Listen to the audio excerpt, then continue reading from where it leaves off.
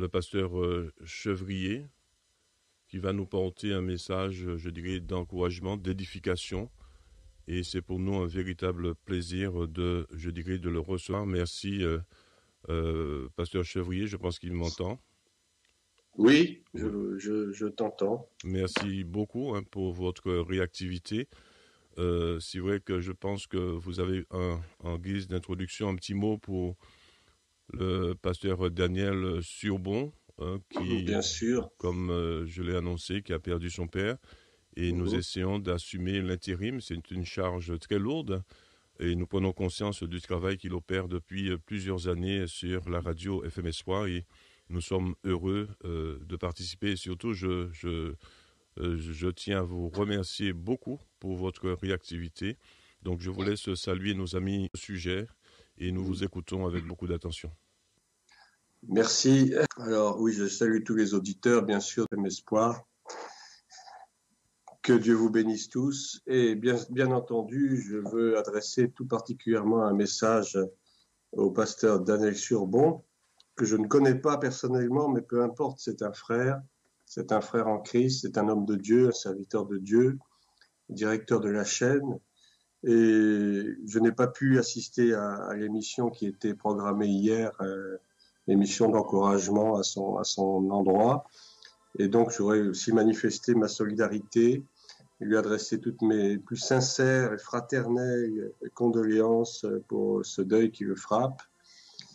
Parce que nous sommes tous éprouvés, particulièrement en ce moment. Moi-même, dans ma famille, j'ai eu un deuil il n'y a pas très longtemps. Donc je crois qu'en ce moment, le diable se déchaîne contre nos familles. Et je crois qu'il faut que nous soyons plus que jamais solidaires les uns avec les autres pour nous soutenir dans ces épreuves, qui sont des épreuves toujours difficiles. Et je voudrais revenir un tout petit peu sur justement la perte d'un père. La perte d'un père, c'est important.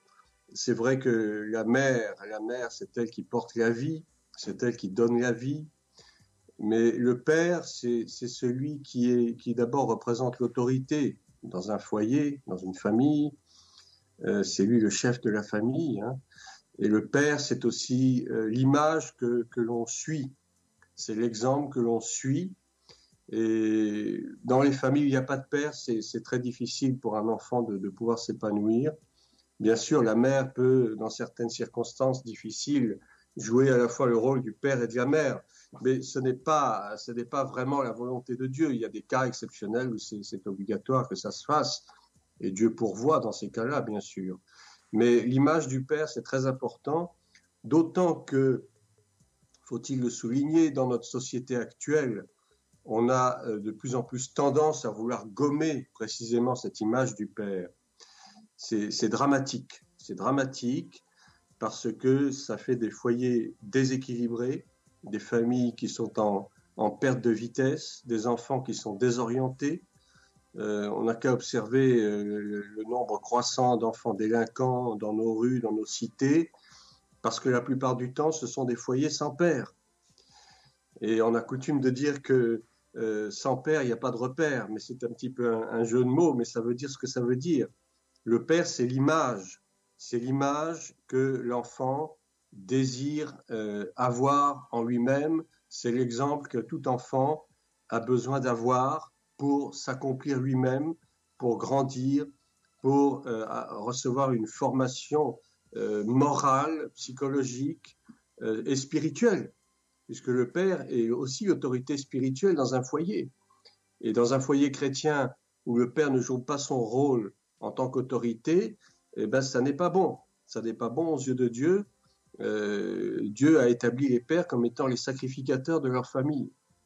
Alors tout cela, bon, ce n'est qu'une parenthèse, hein, je ne vais pas trop m'étendre là-dessus, mais c'est pour dire que, effectivement, la perte d'un père, c'est tout un pan de la formation en tant qu'enfant, en tant qu'adolescent, en tant qu'adulte qui disparaît. C'est une image qui disparaît. Et je comprends très bien la douleur du pasteur Surbon. C'est très douloureux de perdre un parent proche, qu'il soit père ou mère, mais particulièrement je m'attache à l'image du père, puisque en fait c'est ça qui fait que nos sociétés sont en complète dévalorisation actuellement par la destruction de la famille et tout particulièrement par cet acharnement à vouloir détruire l'image du père. C'est pour ça qu'aujourd'hui on autorise du n'importe quoi, que deux femmes puissent se marier et avoir des enfants, que deux hommes aussi puissent se marier et avoir des enfants. Ça fait deux pères, mais il y en a un de trop, franchement. Et ce n'est pas la volonté de Dieu. Dieu a créé l'homme et la femme. Il n'a pas créé deux hommes, il n'a pas créé deux femmes. Donc, une fois de plus, je réitère mes plus sincères et fraternelles condoléances donc, au pasteur Daniel Surbon, que Dieu le fortifie, que Dieu le console, que le Saint-Esprit soit vraiment son consolateur dans ces moments difficiles. Voilà. Alors maintenant, je voudrais adresser un petit message d'exhortation à nos frères et sœurs et à tous ceux qui nous écoutent aujourd'hui.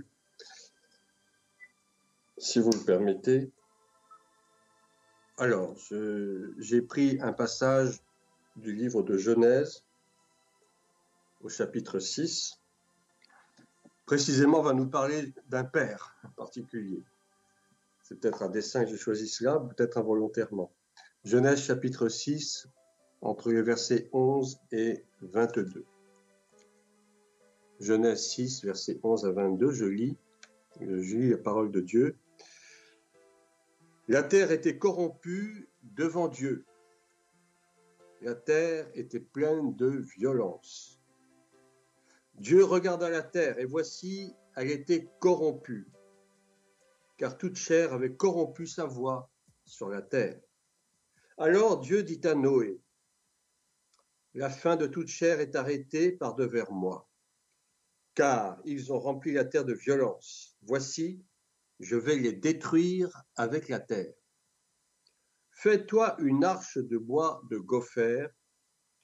Tu disposeras cette arche en cellules et tu l'enduiras de poids en dedans et en dehors. Voici comment tu la feras. L'arche aura 300 coudées de longueur. 300 coudées, ça fait à peu près 145 mètres. 50 coudées de largeur, ce qui fait à peu près 24 mètres 50, et 30 coudées de hauteur, ce qui fait une hauteur de 15 mètres environ. Oui, c'est assez grand quand même. Hein. Tu feras à l'arche une fenêtre que tu réduiras à une coudée en haut. Tu établiras une porte sur le côté de l'arche et tu construiras un étage inférieur, un second et un troisième. Donc, c'est une sorte de petit immeuble de 3 étages. Verset 17. Et moi, je vais faire venir le déluge d'eau sur la terre pour détruire toute chair ayant souffle de vie sous le ciel. Tout ce qui est sur la terre périra. Mais j'établis mon alliance avec toi. Tu entreras dans l'arche, toi et tes fils, ta femme et les femmes de tes fils avec toi. De tout ce qui vit, de toute chair, tu feras entrer dans l'arche 2 de chaque espèce pour les conserver en vie avec toi. Il y aura un mâle et une femelle.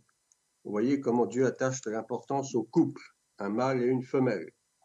Des oiseaux selon leur espèce, du bétail selon leur espèce, et de tous les reptiles de la terre selon leur espèce. 2 de chaque espèce viendront vers toi pour que tu leur conserves la vie. Et toi, prends de tous les aliments que l'on mange et fais-en une provision auprès de toi afin qu'ils te servent de nourriture ainsi qu'à eux. C'est ce que fit Noé, verset 22, il exécuta tout ce que Dieu lui avait ordonné. Amen. Amen. Alors, j'ai pris ce passage qui est fort intéressant et je dirais d'actualité. Pourquoi ? Pourquoi ? Eh bien déjà, le verset 11 nous donne la réponse. La terre était corrompue devant Dieu. La terre était pleine de violence. Effectivement, on ne peut que constater la même chose aujourd'hui. Enfin, je dirais, ça n'a pas cessé. Ça n'a pas cessé depuis que l'homme est homme. Et il faut bien dire qu'après Noé, la terre a recommencé à être corrompue. Donc, je dirais, il n'y a rien de nouveau sous le soleil, malheureusement. La vie humaine est un perpétuel recommencement et je crois que les êtres humains n'apprennent rien de l'histoire. Donc la terre est corrompue, effectivement aujourd'hui la terre est corrompue, nous le constatons avec dépit, mais malheureusement je crois qu'on ne peut échapper à cela. La terre est corrompue, la terre est pleine de violence, c'est exactement ce qui se passe aujourd'hui sous nos cieux. Donc Dieu regarda la terre, voici elle était corrompue, car toute chair avait corrompu sa voie sur la terre. Donc ce que je voudrais souligner ici, c'est que bien que la terre soit effectivement corrompue jusqu'au dernier degré, je pense que nous n'en sommes qu'au commencement, si je puis dire, que le pire reste à venir. Ça, je dis ça non pas pour nous décourager, mais nous savons aussi que les prophéties des derniers temps sont ce qu'elles sont, que Dieu ne se dédie jamais de ce qu'il annonce par la voix de ses prophètes, et que nous savons que le monde ira de plus en plus dans la méchanceté, dans la bêtise, je dirais même dans la bêtise, dans la stupidité, et il faut que ces choses arrivent. Et Jésus lui-même l'a dit. Il l'a dit déjà en son temps à ses disciples. Il a dit, il faut que ces choses arrivent. Il faut que les prophéties s'accomplissent. Lorsque Dieu parle, eh bien, la parole prend effet de toute façon, que ce soit en bien, que ce soit en mal. Mais de toute façon, même si Dieu prophétise du malheur sur la terre, nous devons comprendre, à l'image de cela, qu'il y a des attitudes que nous devons avoir face à ce mal, face à cette corruption généralisée. Nous sommes des fils et des filles de Dieu. Depuis le jour où nous sommes nés de nouveau, où nous avons été baptisés d'eau et d'esprit, où nous sommes remplis du Saint-Esprit, comme à la Pentecôte, lorsque nous sommes revêtus de la puissance de Dieu pour annoncer l'Évangile, eh bien, nous ne devons pas nous effrayer de cela. Nous ne devrions pas, dirais-je, nous effrayer de cela. Malheureusement, je constate autour de moi-même, autour de mes frères et sœurs dans l'Église et ailleurs, que beaucoup se prennent la tête en disant « Mon Dieu, mais où allons-nous? Que se passe-t-il? Que va-t-il nous arriver demain ?» Alors voilà, les gens sont désorientés, et même dans le monde chrétien, beaucoup sont désorientés. Et je dirais, ce n'est pas normal. Ce n'est pas normal. Est-ce que Jésus a dit, vous devrez vous lamenter, vous devrez vous attrister de ce qui arrive? Au contraire, il dit, prenez courage, car j'ai vaincu le monde. J'ai vaincu le monde. C'est-à-dire que la victoire nous est déjà acquise par le sang de Christ. La victoire nous est déjà acquise. Mais je pense que nous, chrétiens, pardonnez-moi, je vais peut-être être un peu violent, mais je crois que nous sommes très étroits d'esprit parfois. Nous avons du mal à comprendre véritablement ce que Dieu veut nous dire. Or, Dieu nous parle depuis des siècles, il nous parle. Et si Christ a dit « Prenez courage car j'ai vaincu le monde », ça veut dire quelque chose. Ça veut dire que nous devrions, face à ces circonstances qui peuvent paraître défavorables au monde, mais pour nous, elles nous sont favorables, je dirais. Elles nous sont favorables dans quel sens? Eh bien, elles nous sont favorables dans le sens que nous avons le devoir, je dirais, de prendre les armes spirituelles pour combattre le bon combat. Jusqu'à présent, on peut dire, et moi le premier, notre vie chrétienne a été très facile, très souple. Il n'y a pas eu tellement de choses extraordinaires qui s'est passé dans nos vies. On allait à l'église tous les dimanches, gentiment, on écoutait les prédications, on chantait, on dansait, on louait. Nous avions des tas de programmes dans l'église, du dimanche au dimanche, au point même que parfois on ne trouve même pas de temps pour se retrouver en famille. Je parle de cela parce que ça m'est arrivé personnellement.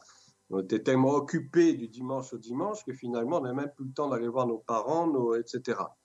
Ça, c'est pas non plus quelque chose de normal. Mais enfin bon, tout ça pour dire que notre vie chrétienne était vraiment très très facile. Très facile. Pas d'épreuves particulières. Bon, à part les petites épreuves quotidiennes, des choses qui peuvent arriver, c'est vrai. Mais je crois qu'aujourd'hui, nous sommes arrivés au temps où la vie chrétienne va devenir de plus en plus difficile. Et c'est un défi que Dieu nous lance aujourd'hui. C'est un immense défi que Dieu lance à l'Église de Jésus-Christ aujourd'hui. Alors, ma question est, l'Église relèvera-t-elle ce défi, oui ou non? Et cette question-là, nous devrions nous la poser chacun d'entre nous dans notre coin. Dans nos moments d'intimité avec le Seigneur, on nous poser la question, Seigneur, que veux-tu que je fasse? Que veux-tu que je fasse dans ces temps difficiles? Que veux-tu que je fasse pour aider mes frères et mes sœurs qui n'ont peut-être pas autant de foi pour surmonter les épreuves, pour supporter les choses? Qu'est-ce que je peux faire pour les aider? Nous ne vivons pas notre christianisme seul et isolé. Ça n'a pas de sens. Nous sommes faits pour vivre en communauté d'esprit, bien sûr. Et nous devons constamment nous poser la question, mais que dois-je faire, Seigneur, face à ce monde où la haine ne fait que déferler de jour en jour, où nos politiciens sont devenus tellement corrompus qu'ils sont en train de mettre des bâtons dans les roues pour tout et pour rien. Mais malheur à celui qui met sa confiance en l'homme. Pourquoi est-ce que nous continuons à regarder à l'homme? Pourquoi continuons-nous à vouloir faire confiance aux hommes? Mais depuis longtemps, la confiance en l'homme, c'est terminé. On n'y croit plus. C'est fini. Et je pense que justement, le défi que Dieu nous lance aujourd'hui, c'est moi qui suis ton père. Est-ce que c'est à moi que tu regardes ou est-ce que c'est aux circonstances?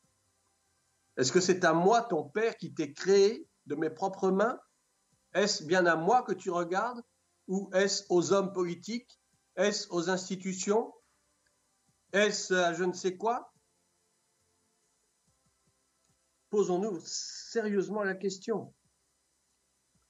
Posons-nous sérieusement la question.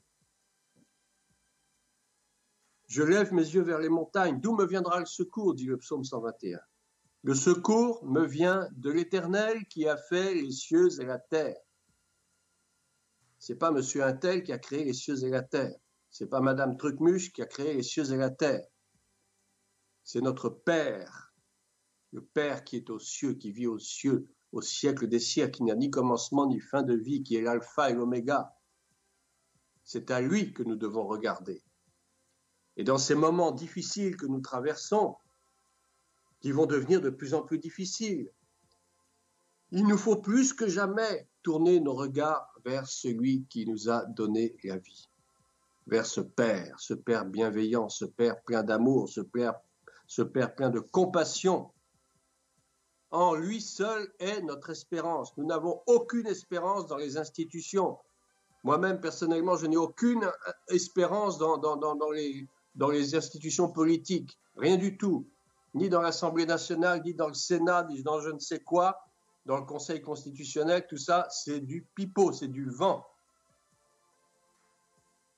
Je ne dis pas qu'ils ne font que des mauvaises choses. Ce n'est pas ça que je veux dire. La vie politique, elle est ce qu'elle est, avec tous ses avantages, ses inconvénients. Mais je dis, ne mettons plus nos confiances dans les institutions. Ça n'a aucun sens. Et nous qui sommes fils et filles de Dieu, apprenons à regarder vers le Père. C'est lui seul qui nous accordera la délivrance au temps voulu, au temps marqué. Il nous l'a promis. Je ne te délaisserai point, je ne t'abandonnerai point. Même dans les circonstances les plus difficiles, je ne te délaisserai point, je ne t'abandonnerai point. Et le Seigneur nous le rappelle à chaque fois. Et dans des moments de souffrance, de détresse que nous traversons aujourd'hui, que la société tout entière traverse, il faut que nous apprenions à nous confier davantage au Père, à nous réfugier dans l'arche qui est Jésus-Christ de Nazareth. Et c'est pour ça que j'ai pris ce passage précisément, cette histoire de l'arche. C'est cet endroit de refuge, je dirais presque de confinement, pour employer un mot grossier. Il faut nous confiner en Christ. Alors cette histoire de l'arche, elle est intéressante. Voilà que Dieu dit à Noé, qui est l'image du Père, Noé, c'est l'image du Père, un Père. Vous voyez comment Dieu accorde toujours de l'importance au Père. Dans une société qui n'a plus de Père aujourd'hui, hein, des hommes efféminés et des femmes masculinisées, c'est exactement l'inverse. Enfin, c'est un autre sujet. Fais-toi cette arche en bois de gopher. Alors le gopher, qu'est-ce que c'est? C'est un bois qui est très dur, qui est très résistant. En fait, ça ressemble un peu au bois de cyprès, au bois de cèdre. C'est un bois qui est très costaud, qui est très et qui sert justement à fabriquer des charpentes pour les immeubles, etc.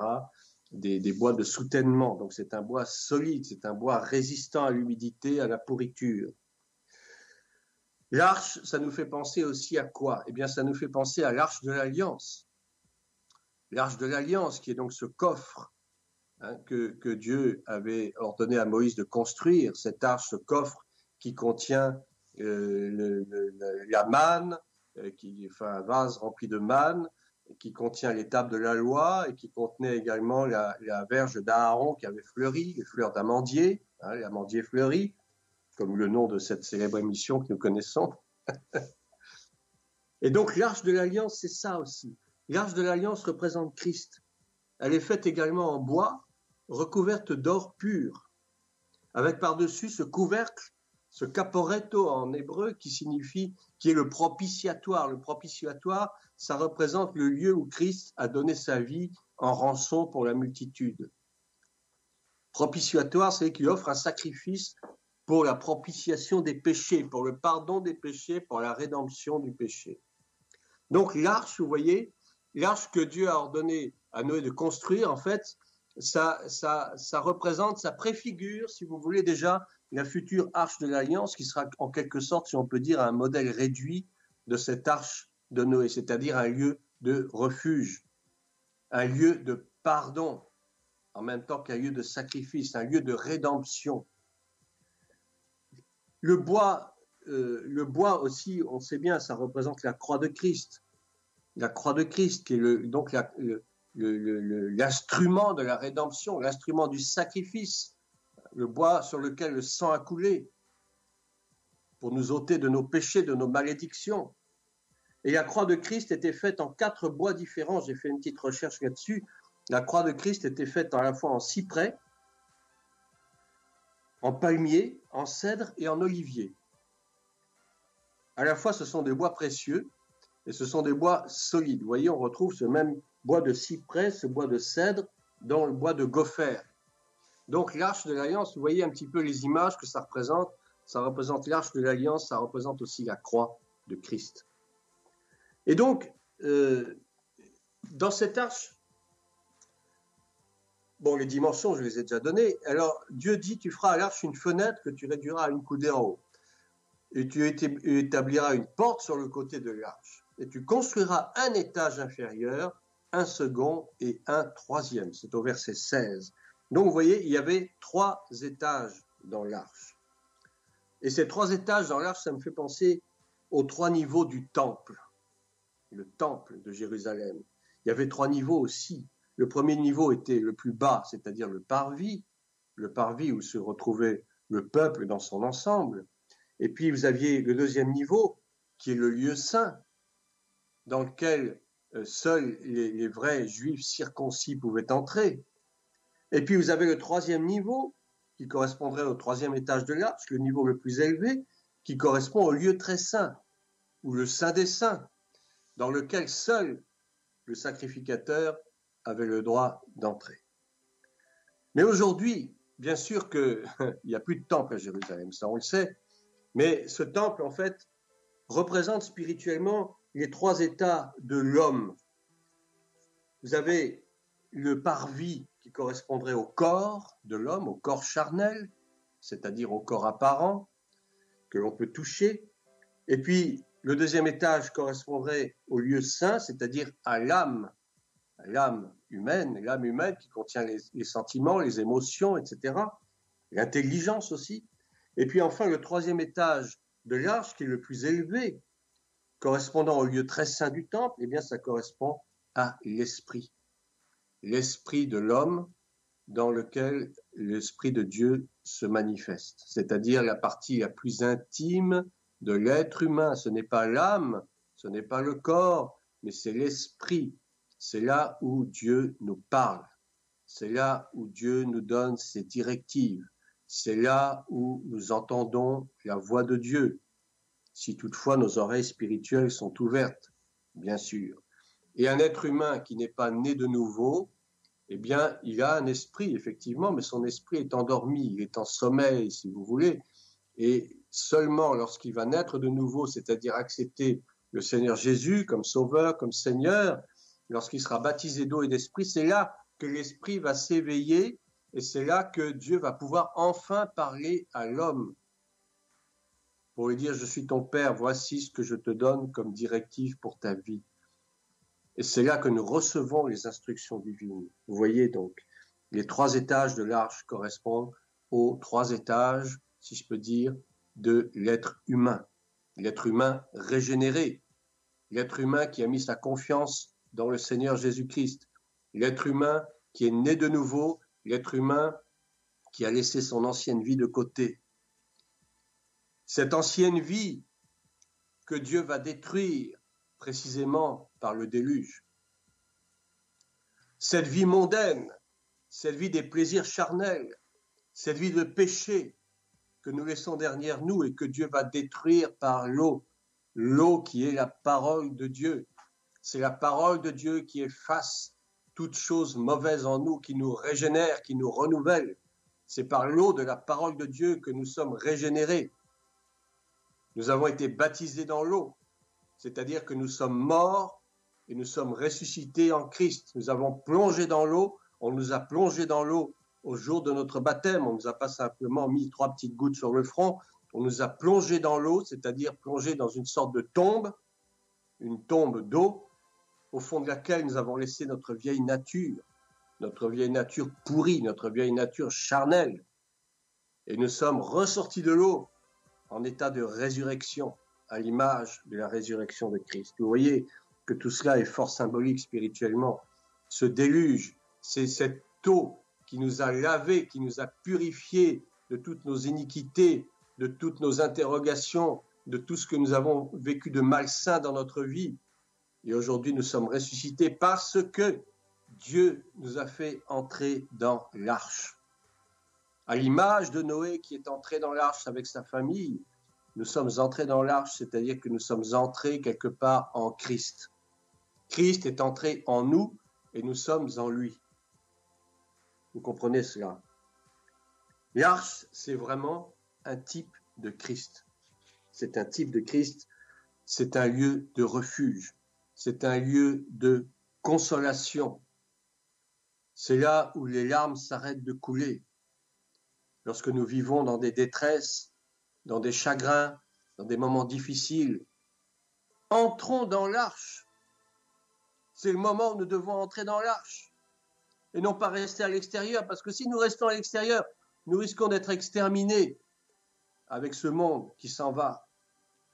Nous risquons de subir le déluge d'eau, mais le déluge n'est pas là pour nous détruire, il n'est plus là pour nous détruire. Du quoi il a détruit notre ancienne vie, mais nous n'allons pas y retourner. Maintenant, nous restons dans l'arche, nous demeurons dans l'arche, parce que c'est là notre lieu de refuge, c'est là notre lieu de consolation, c'est là où les choses vont commencer de nouveau.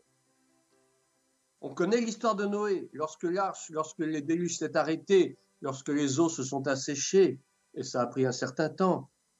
Ça peut prendre toute une vie pour chacun de nous. Ça peut prendre une grande portion de notre vie que les eaux s'assèchent, pour qu'enfin nous puissions atterrir sur le mont Ararat, tout comme l'arche s'est trouvée échouée sur le mont Ararat. Nous aussi, nous allons échouer sur le mont Ararat. Et c'est là que le commencement va se faire, un nouveau commencement, une nouvelle vie va s'opérer. C'est ainsi que Noé est sorti de l'arche, et c'est ainsi que, de nouveau, Dieu a scellé, a conclu une nouvelle alliance avec Noé. Il y a eu l'alliance d'Abraham, il y a eu l'alliance de Noé. Et l'alliance de Noé a permis que la terre soit repeuplée de nouveau après avoir été détruite, après que toute vie humaine ait été détruite, de toute vie animale et même végétale ait été détruite. Il y a eu un nouveau commencement. Après, bien sûr, il y aura l'alliance avec Abraham, mais ça, c'est une autre histoire. Mais la première alliance, c'était déjà avec Noé. Un recommencement après la destruction. Après la mort, vient la vie. C'est pour ça, chers bien-aimés auditeurs, que nous devons prendre courage devant l'adversité. Parce que même si nous traversons les pires situations, Dieu a toujours un plan de refuge pour nous. Et ce refuge, c'est cette arche, c'est cette fameuse arche. Christ est notre refuge au temps de la détresse, dit le psaume. Nous vivons exactement le même temps que Noé. Nous sommes au temps de Noé, de nouveau, comme je l'ai dit au début. La terre est corrompue jusqu'à l'os. Les hommes sont méchants, cruels, imposteurs, arrogants. Comme le dit très bien Paul à Timothée, à son disciple Timothée. Sache que dans les derniers jours, les hommes seront fanfarons, arrogants, blasphémateurs. Je ne retrouve plus la référence exacte. Peut-être, Jules, tu peux m'aider. C'est dans Timothée. Voilà, c'est 2 Timothée 3. 2 Timothée 3. Sache que dans les derniers jours, il y aura des temps difficiles. Nous sommes bien, oui ou non, dans les derniers jours, bien sûr. Et nous sommes dans les derniers jours, je dirais, depuis l'origine, je dirais, depuis que l'homme a péché, depuis que l'homme est tombé dans la séduction. L'homme et la femme, bien sûr, mais c'est l'homme qui était le premier responsable, hein, c'est pas la femme. Ça, c'est un autre sujet. L'homme est tombé dans la séduction et les derniers jours ont commencé à ce moment-là. Il y aura des temps difficiles, nous sommes dans des temps difficiles, car les hommes seront égoïstes, amis de l'argent. C'est exactement ce qui se passe aujourd'hui. La cupidité ronge le monde, mais la cupidité aussi ronge le corps de Christ, je suis désolé de le dire. Mais dans l'Église, il y a trop de cupidité, il y a trop d'égoïsme. On parle d'argent tout le temps, à oui et à non. À U et à dia, on parle d'argent. L'évangile de prospérité, on connaît ça. Fanfarons, hautains, blasphémateurs, rebelles à leurs parents, ingrats, irreligieux, etc., etc. Je ne vais pas tout vous lire, mais vous l'avez compris. 2 Timothée, verset 3, chapitre 3. C'est exactement l'état du monde aujourd'hui. Et c'était exactement l'état du monde au temps de Noé. Les hommes ne recherchaient pas Dieu. Les hommes recherchaient le plaisir. Les hommes recherchaient le profit. Les hommes étaient cruels les uns envers les autres. Le monde était déjà corrompu. Mais alors, si Dieu a choisi de détruire l'humanité à cause de sa corruption à l'époque de Noé, combien plus aujourd'hui pourrait-il le faire? Je pense qu'on a beaucoup à apprendre. Je ne sais pas si notre corruption d'aujourd'hui surpasse celle du temps de Noé, mais elle est au moins équivalente. Je ne sais pas, mais j'allais dire la semence du péché, elle est vraiment très très forte aujourd'hui. La semence du serpent, elle fait des ravages aujourd'hui. Mais l'Église ne doit pas se laisser entraîner dedans. Jésus a dit, les portes du séjour des morts ne prévaudront pas contre l'Église, ça c'est vrai. Mais est-ce à dire que l'Église ne sera jamais tentée? Bien sûr que si. Bien sûr que les portes de la mort ne prévaudront, les portes du séjour des morts ne prévaudront point contre l'Église, elles ne prévaudront point. Mais ça ne veut pas dire que l'Église ne risque pas de tomber dans la tentation. Et la preuve, c'est que Paul parle de l'apostasie dans l'Église. Juste avant que l'antéchrist ne paraisse, l'homme du péché, le fils de la rébellion, l'homme de la perdition, appelez-le comme vous voulez, l'apostasie va arriver à son comble dans l'Église, et l'apostasie a déjà commencé. L'apostasie, c'est ce qui consiste à renier la foi, à abandonner la foi. Et on abandonne la foi de bien des manières, déjà en prêchant des fausses doctrines, et surtout en croyant des fausses doctrines, des mensonges éhontés. C'est ça l'apostasie, ce qui fait que la foi des fidèles se refroidit de plus en plus. Regardez, aujourd'hui, depuis qu'il y a eu cette pandémie de ce truc bidule, machin, j'ose même pas l'appeler, regardez comment les églises se sont désertifiées. Les gens ont peur. Mais vous trouvez normal que des chrétiens aient peur? On ne vient plus à l'église, oui, parce que vous comprenez, la contagion, c'est dangereux. Ah bon? Mais où est ta foi? Où est ta foi? Je ne dis pas qu'il ne faille pas être prudent, qu'il faut prendre des mesures de précaution. Bien sûr, nous sommes des êtres humains. Je ne dis pas le contraire, je ne dis pas qu'il faut faire n'importe quoi. Mais attendez, où est notre foi dans ces moments-là? Où est notre foi? Il y a même des hommes de Dieu, des pasteurs qui disent qu'il faut se faire vacciner. Enfin, bon, je n'ai pas envie trop d'entrer dans le détail, mais c'est pas votre rôle. C'est pas votre travail de dire faites ci ou faites pas ça. Non, ça vous regarde pas. C'est une question de conscience personnelle. Si tu veux te faire vacciner, va le faire, c'est ton problème. Et si je veux pas le faire, je le fais pas, c'est mon problème. Mais je veux dire, il n'est pas normal que des serviteurs de Dieu disent qu'il faut faire ci ou faire ça. Non, c'est pas ça. Le rôle de quoi d'un serviteur de Dieu, c'est de prêcher la parole. Point barre. Rien d'autre. Que chacun agisse avec une pleine et entière conviction. Car tout ce qui n'est pas le produit d'une conviction est péché. C'est clair et net.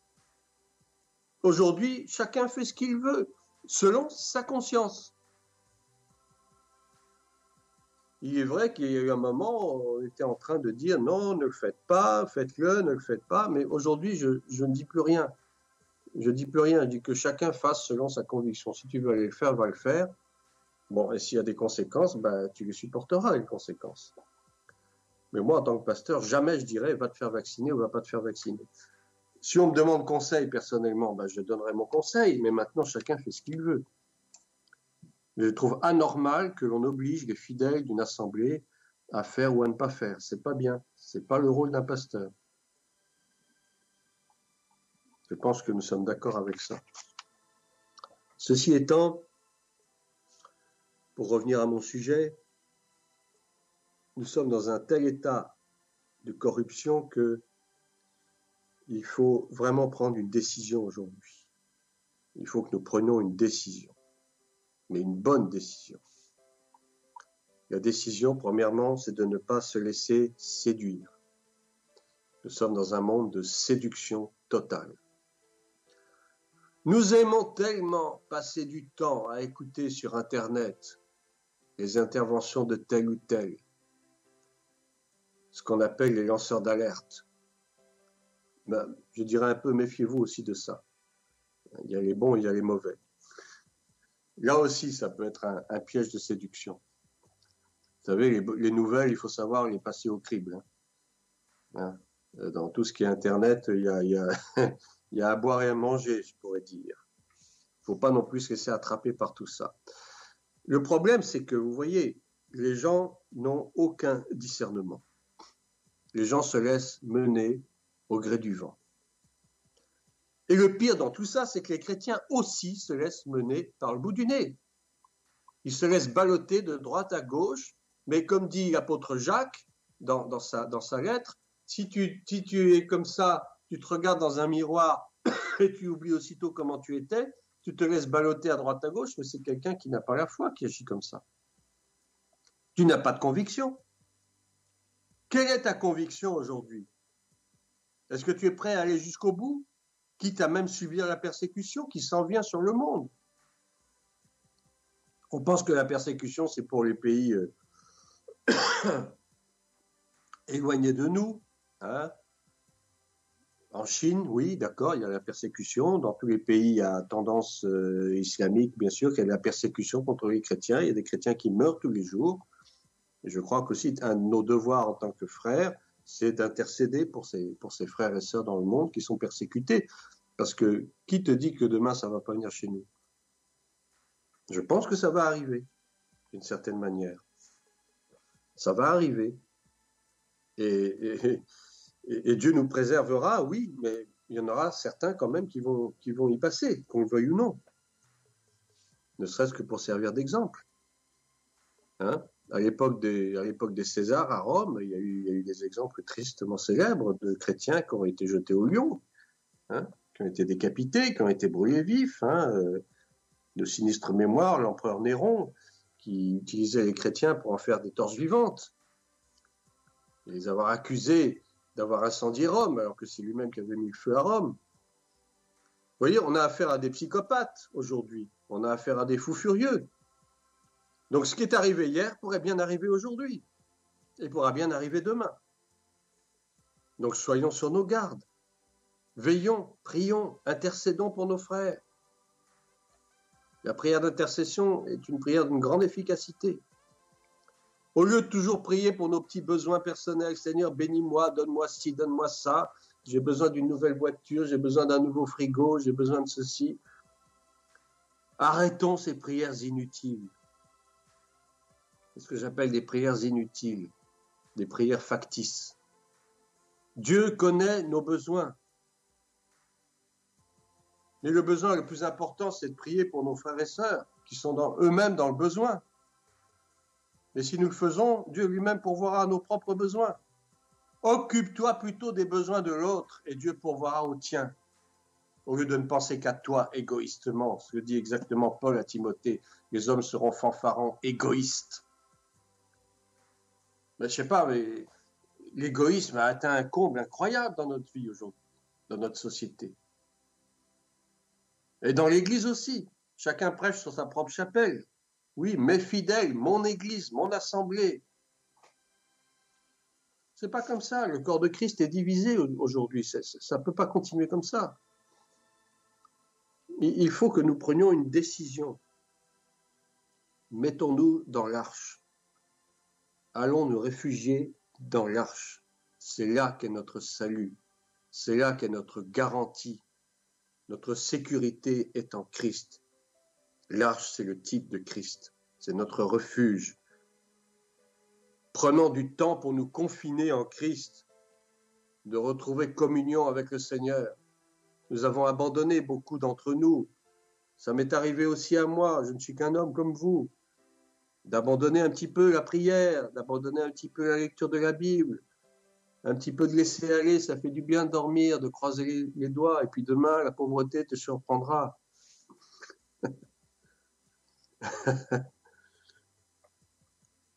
Rien n'est désespéré.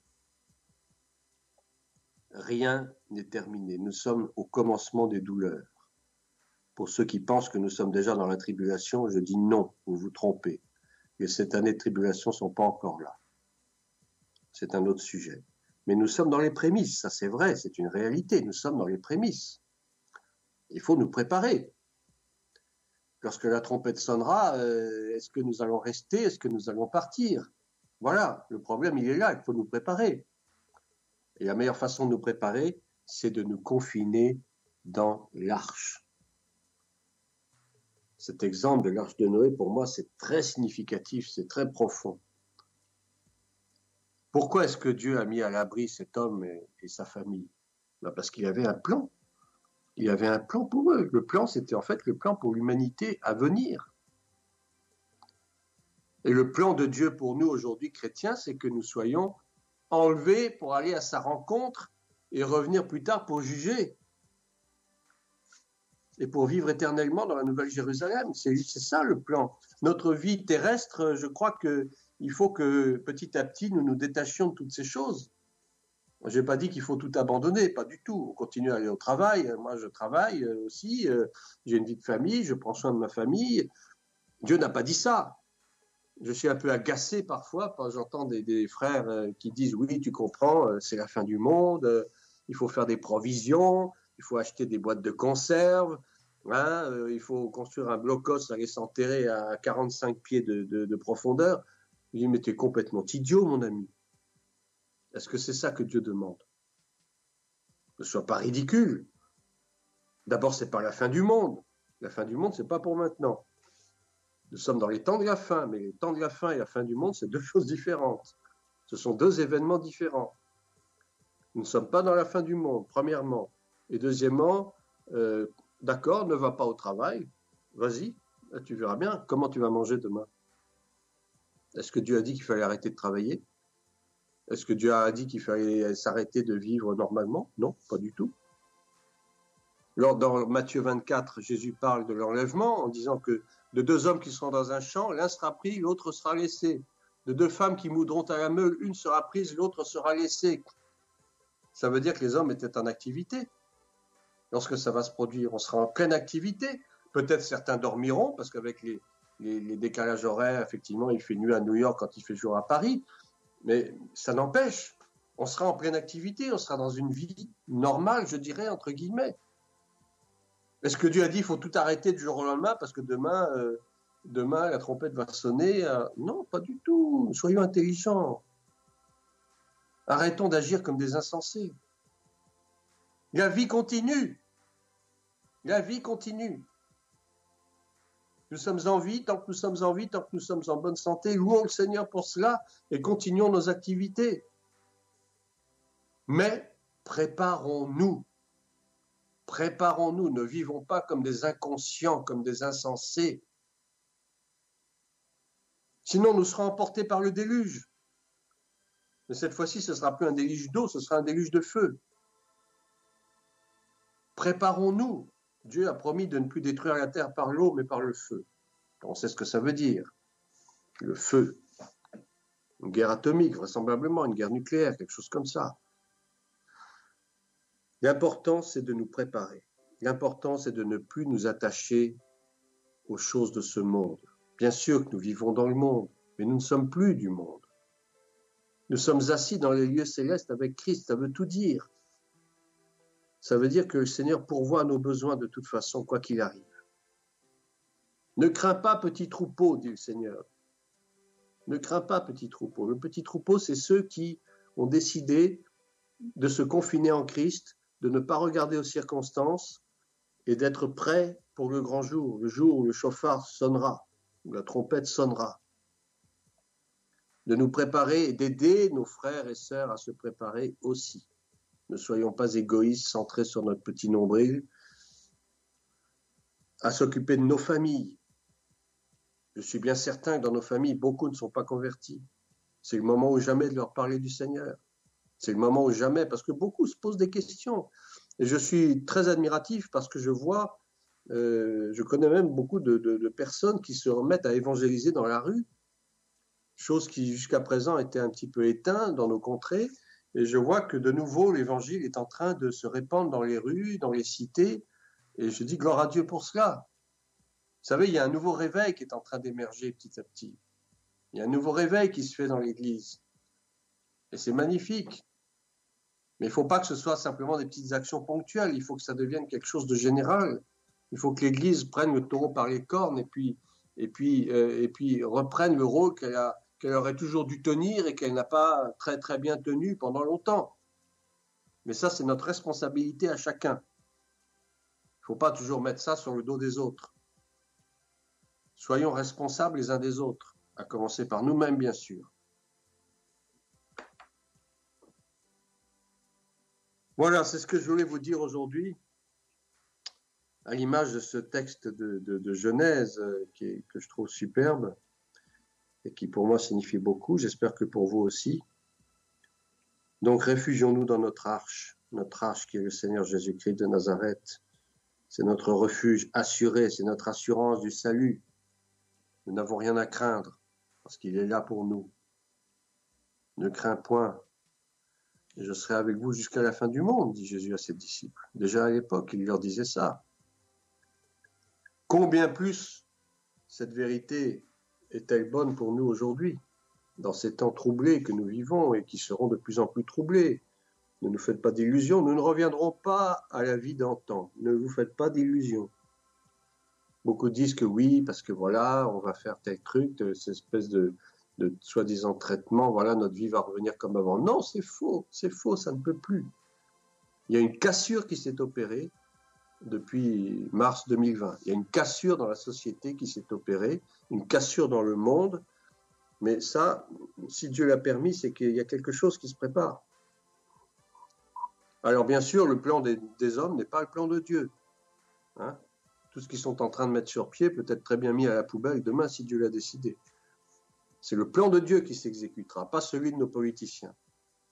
C'est pour ça que arrêtons d'avoir peur, arrêtons de craindre. Maudit soit l'homme qui met sa confiance en l'homme. Il vaut mieux obéir à Dieu qu'aux hommes, dit dans Actes des Apôtres. Mieux vaut obéir à Dieu qu'obéir aux hommes. Si demain on te dit arrête de croire en Jésus-Christ, je dirais non, je continuerai à croire en Jésus-Christ. Arrête de lire ta Bible, je dirais non, je continuerai à lire ma Bible. Arrête de prêcher, non, je continuerai à prêcher. Parce que Dieu me l'a demandé. Voilà, j'ai terminé pour aujourd'hui. J'espère n'avoir pas été trop long, ni trop ennuyeux. Non, absolument. En tout cas, un grand merci. Et puis, je ne sais pas si vous voulez nous donner un petit peu le mot de la fin, une conclusion par rapport à tout ce que vous avez avancé. En tout cas, un grand merci à vous, pasteur Chevrier. Vous voudriez que nous puissions retenir à travers cette exhortation et cette édification?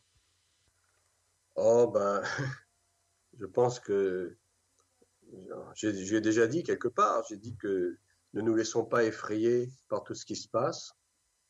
Bannissons la peur de nos vies, bannissons la crainte. Ayons plutôt la crainte de Dieu plutôt que la crainte des hommes. Et la crainte de Dieu, c'est pas d'avoir peur de Dieu. La crainte de Dieu, c'est d'obéir à ses commandements, tout simplement.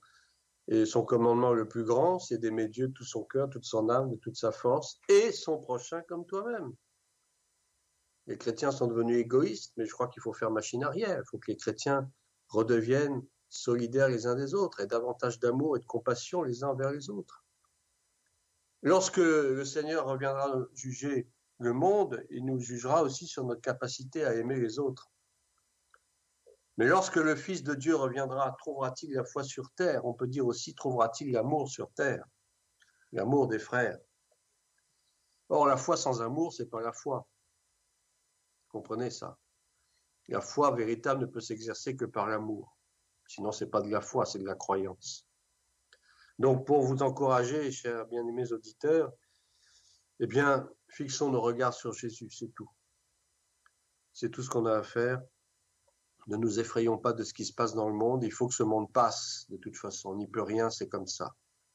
Mais préparons-nous et aidons-nous les uns les autres dans cette préparation. Voilà, je pense avoir tout dit et que le Seigneur nous éclaire chacun. Merci beaucoup, pasteur Chevrier. Nous vous remercions pour cette intervention.